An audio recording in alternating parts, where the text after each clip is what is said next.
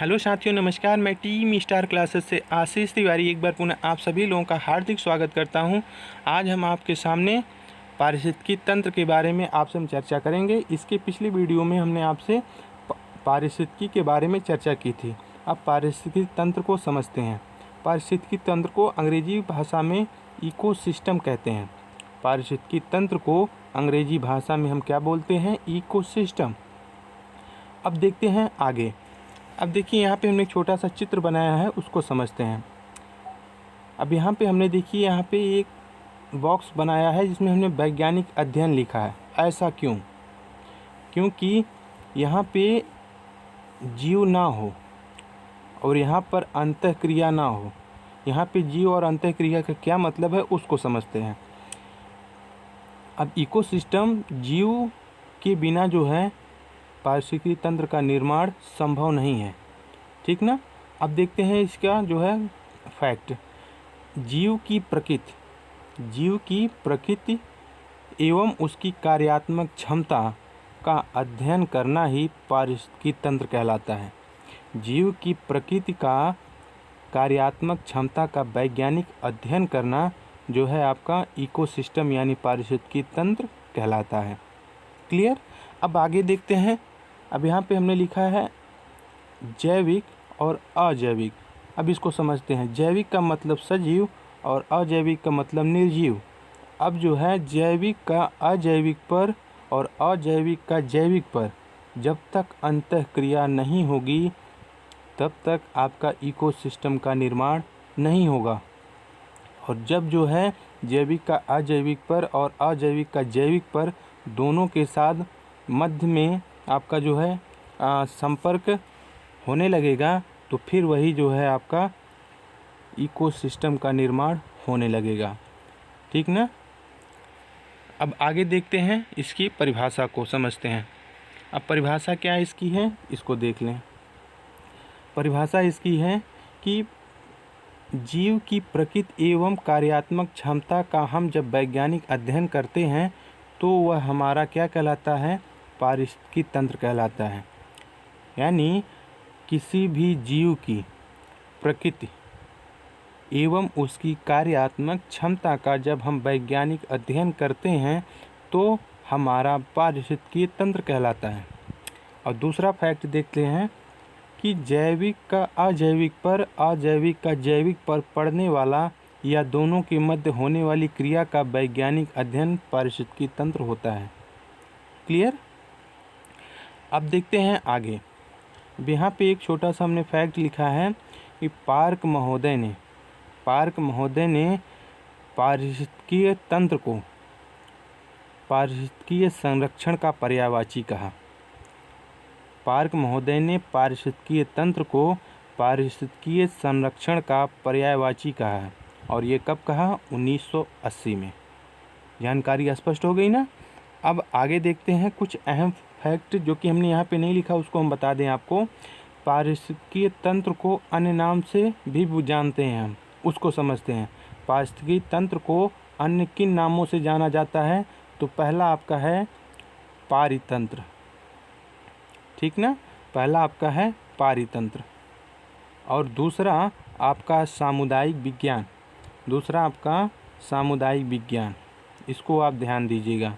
यदि आपसे पूछेगा कि पारिस्थितिकी तंत्र के अन्य नाम कौन कौन से हैं तो आपको ऑप्शन दे दिया जाएगा और उसमें आपके ये दोनों नाम दिए जाएंगे। यदि नहीं दिए जाएंगे तो आपका जो है कोई अन्य विकल्प देकर जो है उसमें गलत और सही का ऑप्शन पूछ लेगा। ठीक ना? तो इसको जो है आपका सामुदायिक विज्ञान माना जाता है। क्लियर? अब आगे देखते हैं। और हाँ, एक बात और, यह जो दोनों नाम हमने आपसे बताया पारिस्थितिकी तंत्र का जो अन्य नाम पारितंत्र, पहला नंबर एक पारितंत्र, दूसरा सामुदायिक विज्ञान, यह नाम जो है किसने दिया? तो यह नाम जो है फ्रेडरिक क्लीमेट ने दिया था। फ्रेडरिक क्लीमेट। ठीक ना? फ्रेडरिक क्लीमेट ने दिया था। इसको आप नोट कर लीजिएगा। फिर से हम बता दें, पारिस्थितिकी तंत्र के अन्य नाम तो पारितंत्र एवं सामुदायिक विज्ञान। और यह नाम किसने दिया? तो फ्रेडरिक क्लीमेट ने दिया था। क्लियर? अब आगे देखते हैं। आगे आपका क्या है, आगे है आपका पारिस्थितिकीय तंत्र के घटक, ठीक ना। पारिस्थितिकीय तंत्र के घटक क्या हैं, तो अब इसको समझते हैं। पारिस्थितिकीय तंत्र के दो प्रमुख घटक हैं, पहला आपका जैविक और दूसरा आपका अजैविक, ठीक ना। अब जैविक घटक में समझते हैं। जैविक घटक में 3 इसके भी घटक हैं। जैविक में पहला आपका है उत्पादक, उपभोक्ता और अपघटक, और अजैविक में आपका है, ये इसके भी 3 कारक हैं, भौतिक कारक, अकार्बनिक कारक और कार्बनिक कारक। अब इसको हम डिफाइन कर रहे हैं आपके सामने। अब देखते हैं जैविक घटक में उत्पादक का क्या कार्य है। वे जीव जो अपना भोजन मूल रूप से हमारे अजैविक घटकों से प्राप्त करते हैं, वे आपके उत्पादक कहलाते हैं। यानी उदाहरण स्वरूप आपका वनस्पति जगत, यानी उसमें आपका पौधे आएंगे। क्लियर, फिर से समझ लें इसको। वे जीव जो अपना भोजन मूल रूप से हमारे अजैविक घटकों से प्राप्त करते हैं, वे क्या कहलाते हैं, उत्पादक, यानी वनस्पति जगत अजैविक घटक से प्राप्त करते हैं।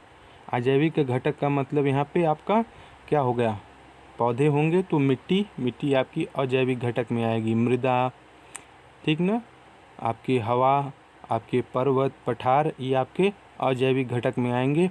और जो है आपका मृदा से ही वनस्पति जगत का जो है निर्माण संभव है, ठीक ना। अब देखते हैं आगे उपभोक्ता के बारे में समझ लें।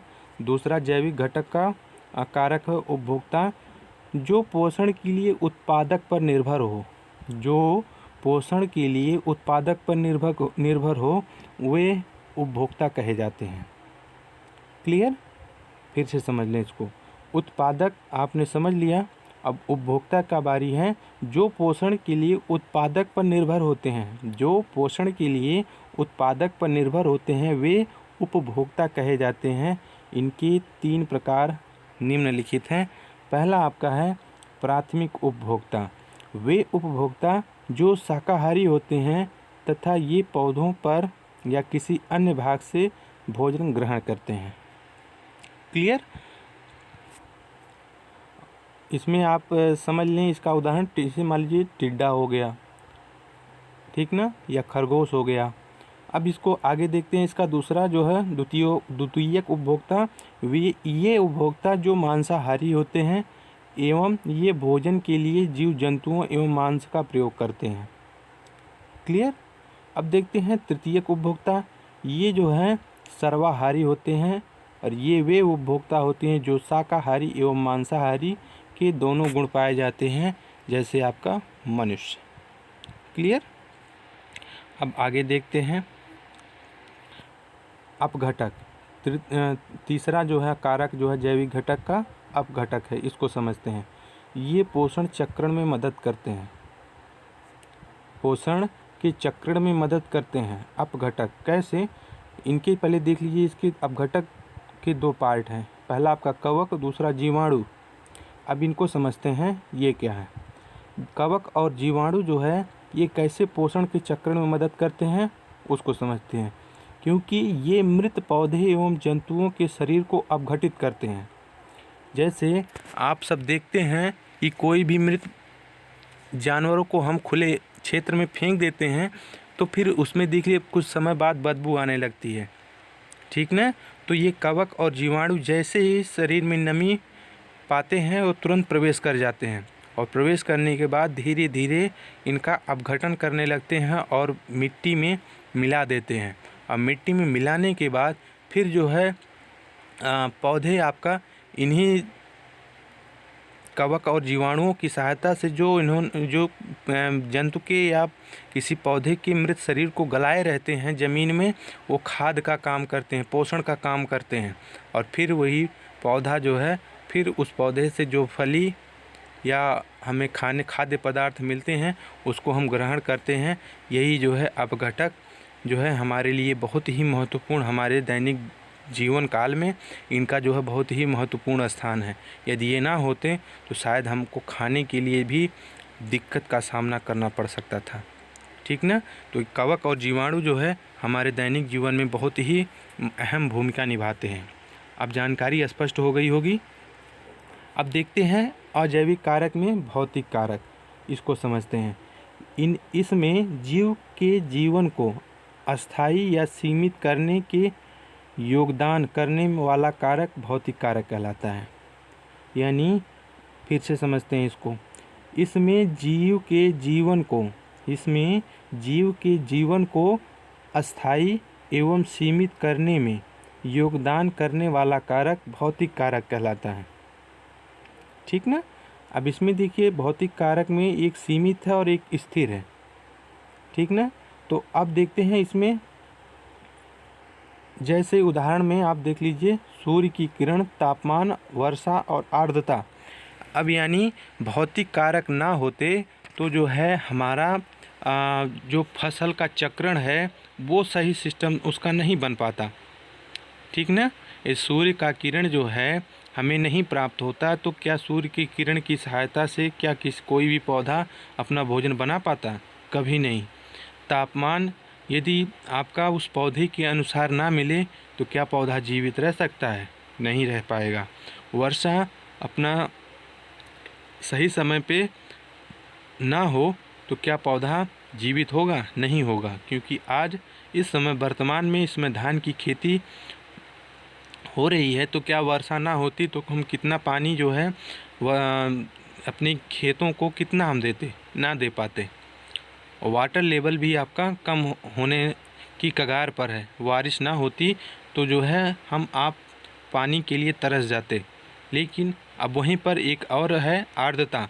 यदि समय समय पर आर्द्रता ना मिले फसल को तो भी जो है आपका फसल जो है नष्ट होने के कगार पर आ जाता।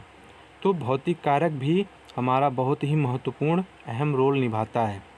क्लियर। अब देखते हैं अकार्बनिक कारक में इसका क्या फैक्ट है। तब इसमें देखते हैं कार्बन, जिनमें कार्बन नहीं पाया जाता वो अकार्बनिक तत्व कहलाते हैं। जिनमें कार्बन नहीं पाया जाता वो अकार्बनिक तत्व कहलाते हैं। अब इसमें देखिए ये आपका है नाइट्रोजन, ऑक्सीजन, फास्फोरस, चट्टान और मिट्टी। अब ये जो है अकार्बनिक कारक कैसी मदद करते हैं? अकार्बनिक कारक में देखिए जैसे आपका नाइट्रोजन है, यदि नाइट्रोजन ना होता तो आपकी दलहनी फसल जो है का पैदावार नहीं हो पाता, क्योंकि नाइट्रोजन जो है फसलों के लिए भी अहम महत्वपूर्ण भूमिका निभाता है। ठीक ना।